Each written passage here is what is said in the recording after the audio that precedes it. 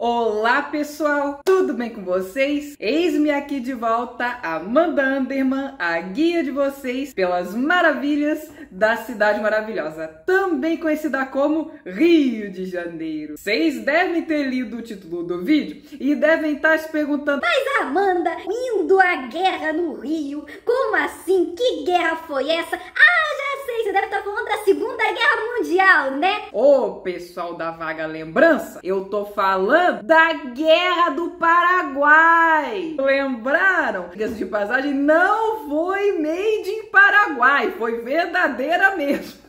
A velha piadinha que não morre. Mas antes de ir para o tema do vídeo, devo lembrá-los que estou oferecendo tours a pé, por enquanto, pela cidade do Rio de Janeiro, e todos eles estarão descritinhos no meu site, cujo link, por sua vez, estará na descrição desse vídeo, assim como no primeiro comentário fixado. Então é só vocês irem lá, clicarem no link, me contactarem por mensagem de texto via WhatsApp, isso é muito importante, fazerem suas reservas e vamos passear, meu povo! Vamos conhecer pessoalmente a cidade maravilhosa, comigo, Amanda Anderman, a guia de vocês, é claro. E agora então, sem mais delongas, vamos direto para o tema do vídeo. Tava lá o nosso Império Brasileiro, indo lá de vento em popa, principalmente com o reinado de Dom Pedro II, o nosso Pedrinho de Alcântara, agora imperador Dom Pedro II. Só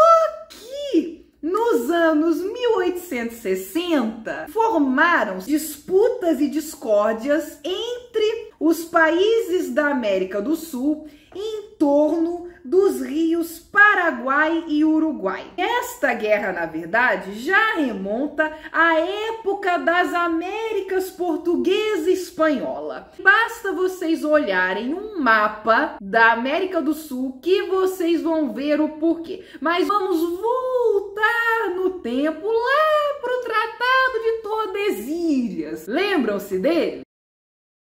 Pois então, galera da vaga lembrança, tudo que ficava a oeste da linha do tratado era possessão espanhola. Englobava basicamente toda a América do Sul, a América Central e até parte da América do Norte. Depois que se acabou a dominação espanhola, com muitas guerras, as ex-colônias espanholas foram se tornando, em sua grande maioria, repúblicas independentes, surgiu na região do vice-reinado do Prata,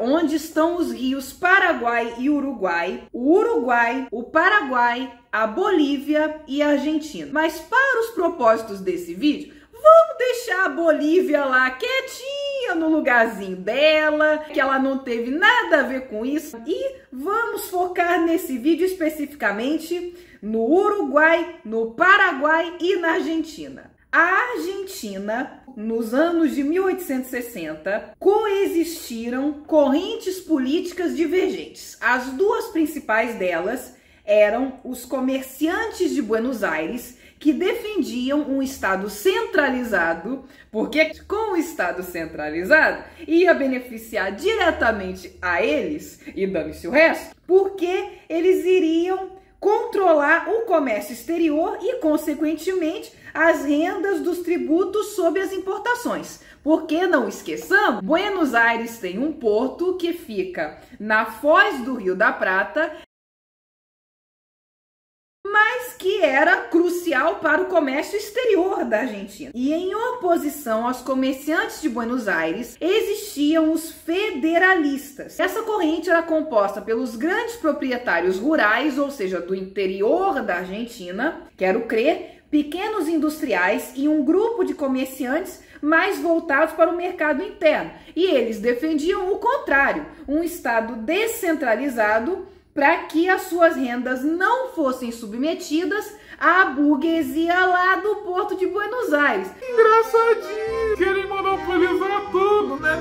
O Uruguai nasceu em 1828, após conflitos que envolveram o Brasil, a tal da Guerra da Cisplatina. O Uruguai, originalmente, era um dos estados brasileiros, ou devo dizer, das províncias brasileiras. brasileiras, especificamente a província cisplatina, que aí resolveu separar, e aí em 1828 nasceu el Uruguai. Gostaram mais de falar espanhol do que falar português? No Uruguai também disputavam o poder político duas facções: os blancos, composto por proprietários rurais, e os colorados, que eram ligados aos comerciantes e simpatizantes das ideias liberais. Então quero crer que os blancos eram os conservadores da parada lá no Uruguai. Enfim, chegamos ao monstrinho que causou toda a parafernália que vamos falar nesse vídeo, chamado Paraguai. O Paraguai, desde 1810, também se recusava a se submeter à burguesia formada pelos comerciantes do Porto de Buenos Aires. Porque, voltando para o mapa,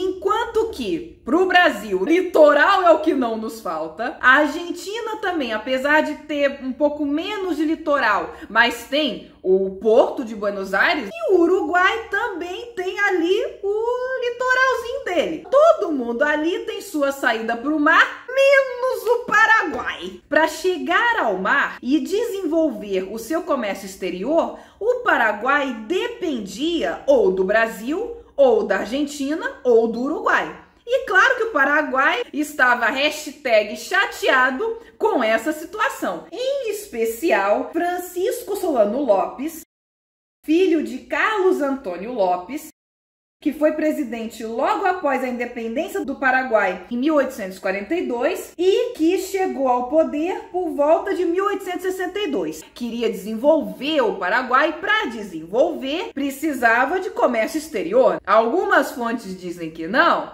mas a grande maioria diz que Solano Lopes queria instituir o que ele chamava de Paraguai Maior, que envolvia basicamente tomar terras do Brasil, da Argentina e do Uruguai, de modo que ele conseguisse à força uma saída para o mar. Eu vou pegar umas terras dos outros daqui, outras daqui, outras dali. Óbvio que ia dar zebra. Mas, Amanda, e o Brasil? O governo imperial, primeiramente, temia que a Argentina fosse causar problemas ali com o Rio Grande do Sul. Também havia preocupação com as medidas de repressão ao contrabando na fronteira com o Uruguai, porque muitos gaúchos, criadores de gado, tinham interesses econômicos no Uruguai. E também o Brasil estava envolvido em conflitos relacionados à fronteira e à vontade do Brasil de garantir o acesso a Mato Grosso pelo Rio Paraguai. Mas, Amanda, pra que usar o Rio Paraguai para chegar a Mato Grosso? Naquela época, sabe, não tinha ponte aérea, que facilita tudo hoje em dia. Naquela época era só pelo rio para chegar em Mato Grosso ou por terra. E a viagem por terra até Mato Grosso durava 4 meses. Já pelo rio era muito mais rápido. Algumas fontes dizem que o estopim surgiu em setembro de 1864, quando uma esquadra comandada pelo almirante Tamandaré foi enviada ao Uruguai, onde os blancos estavam no poder, para averiguar supostas violências contra brasileiros que moravam lá. E até brasileiro já morando no Uruguai. E posteriormente, em 10 de novembro daquele mesmo ano, por ordem de autoridades paraguaias, foi aprisionado o navio Marquês de Olinda, que estava na dele, subindo o Rio Paraguai em direção a Mato Grosso. Então, pimba! Começou a Guerra do Paraguai. Em 1º de maio de 1865, foi assinado o Tratado Secreto da Tríplice Aliança, composta por Brasil, Argentina e Uruguai contra o Paraguai. Ele aprisionou o meu navio? Tá fazendo das dele com a Argentina e o Uruguai também? Vamos se juntar e detonar ele. Aí eu quero ver a valentia. Segundo esse tratado, a paz só seria negociada após a deposição de Solano Lopes e ainda o Paraguai foi sentenciado a pagar os altos custos decorrentes do conflito. Nesse vídeo eu tô focando só na parte brasileira, mas só na parte brasileira eles já tinham invadido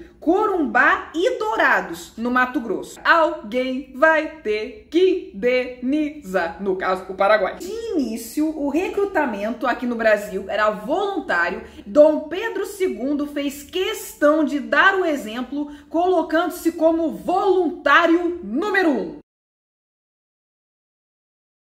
E daí, aliás, é que vem os famosos voluntários da pátria. Mas logo o recrutamento tornou-se compulsório, segundo nota da imprensa da corte, de 13 de dezembro de 1867, que dizia o seguinte: foi resolvido em Conselho de Ministros a desapropriação de 30 mil escravos para formarem um novo exército libertador do Paraguai. Com tal exército, espera o governo salvar a honra do país e desagravá-lo das ofensas recebidas. Vamos agora destrinchar as etapas da Guerra do Paraguai. Começou tudo com a Batalha do Riachuelo.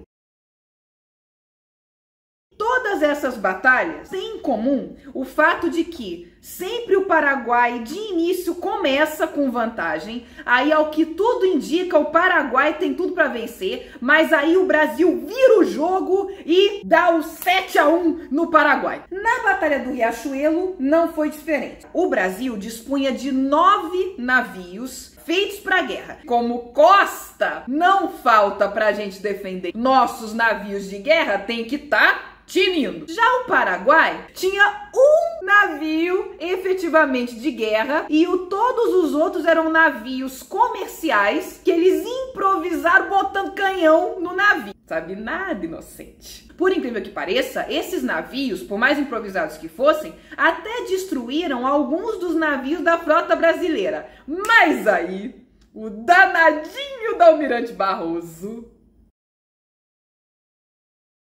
resolveu usar os navios brasileiros como arietes. Ele lembrou dessa arma de guerra utilizada para romper muralhas e fortalezas. Aí como é que o ariete faz? Ele atravessa a muralha ou a fortaleza e com isso rompe. E então ele pegou os navios brasileiros e botou eles para atravessarem os navios paraguaios e com isso destruírem os navios paraguaios. Não sobrou navio paraguai para contar a história. Check! A próxima batalha foi a Batalha do Tuiuti,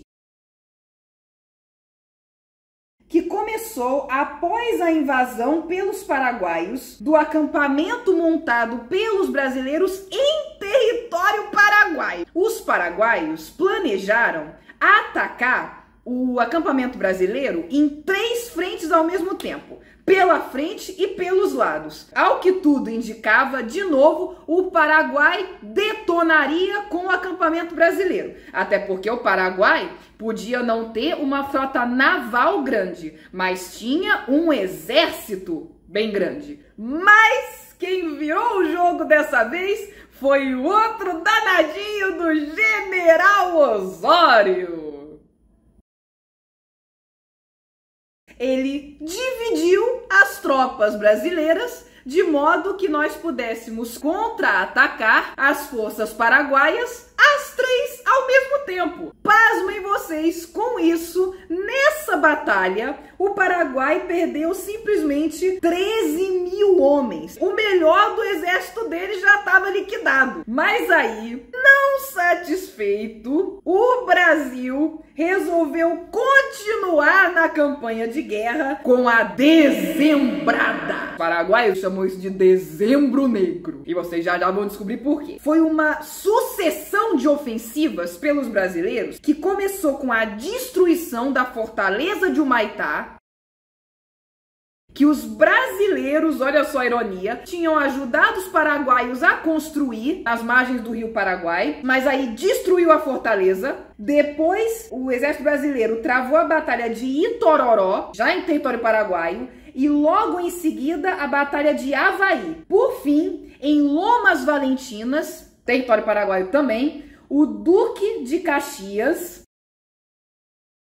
aniquilou com o que restava do exército paraguaio. O tiro de misericórdia. Vamos terminar o serviço. Esse é o Duque de Caxias. Não à toa que ele é o patrono do exército brasileiro, hein? Finalmente, em 1869, o Brasil deu o checkmate e tomou a capital do Paraguai, Asunción. Quando você toma a capital do inimigo, você ganhou, não tem mais por onde fugir. Só que Solano Lopes era um sem noção e ele estava fugido, escondido no interior do Paraguai para que ele não fosse pego. Nessa hora, dane-se a população paraguaia. E como se não bastasse, ainda covardemente, ele mandou crianças, porque não havia mais exército paraguaio, tinha tudo sido liquidado, para lutarem contra o exército brasileiro, numa última tentativa.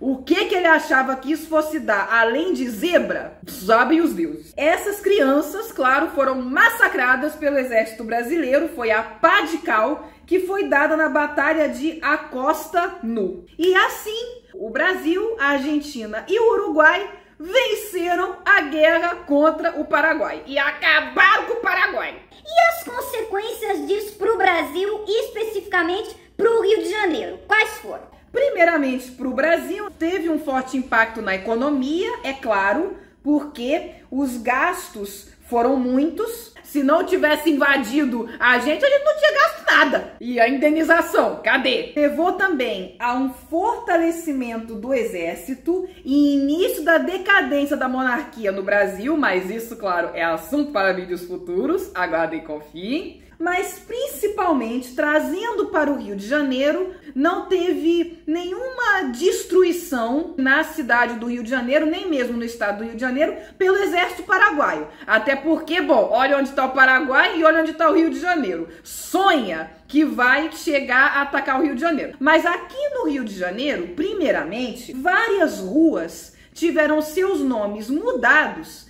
em homenagem aos eventos da Guerra do Paraguai. Um exemplo disso, a antiga rua Mata Cavalos,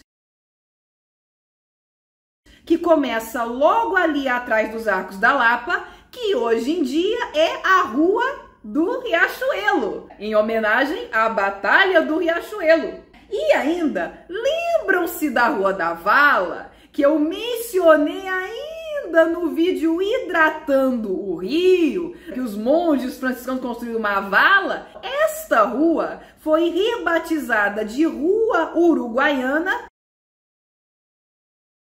em homenagem à retomada pelo exército brasileiro da cidade de Uruguaiana, mais uma cidade que foi invadida e saqueada, é claro, pelos paraguaios. Aí eles queriam que o Brasil fizesse o quê? Que fosse de mansinho? Essa última, então, é o motivo que eu sempre falo que precisamos de mais Dom Pedro II no Brasil.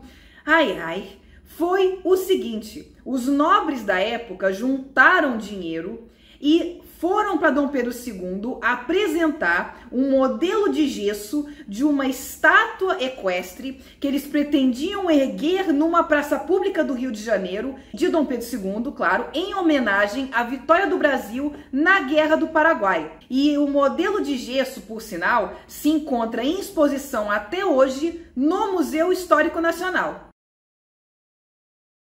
Tudo que restou dessa estátua foi o modelo de gesso. Ela nunca chegou a ser erguida. E isso por ordem do próprio Dom Pedro II, que ao ser mostrado o modelo de gesso para ele, disse o seguinte: "Não, senhores, eu agradeço imensamente, mas não façam a estátua. Em vez dela, peguem o dinheiro que os senhores conseguiram juntar e construam escolas públicas." Não à toa que ele era conhecido como o imperador professor. Primava muito pela educação e principalmente a educação pública no Brasil. Não satisfeito, é claro, com o Colégio Pedro II, que já existia, eu já falei dele em outros vídeos por sinal. Mas quanto a essa subscrição pública, algumas fontes dizem que foram 9 escolas construídas, outras dizem que foram menos, mas uma delas se encontra bem aqui no Largo do Machado e é o Colégio Estadual Amaro Cavalcante.